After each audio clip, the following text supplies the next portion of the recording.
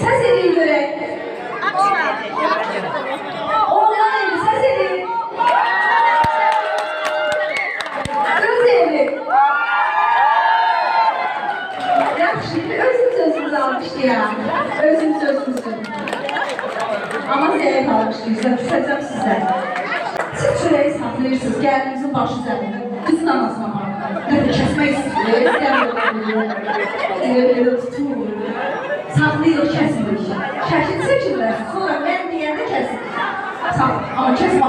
Vallahi ki, mən öləm sənə. Qayrağında tutsun, yox, elə yox. İndi sayacaq qızlar. 1, 2, 3,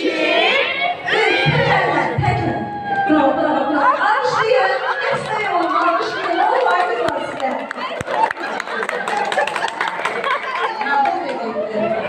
Ya. Aman verməni dedi ki, yeznəri pulu təyyarı deyil, soğulmasa təyyarı görürsün, hamısı mənə vermirlərsə də. Elə dedim bundan. Dedim, bravo, bununla razılaşmayız, bunu kəsin. Gördünüz, yaxşı deyildi, hər iki qaynanın alışıyar. Analar, bu çörək bir damcı, çox yox amcım, gəlini boğarsınız. Gəlinimizə verib, bir damcı, evi ruzili bərəkətli olsun, ayağınız olsun inşallah.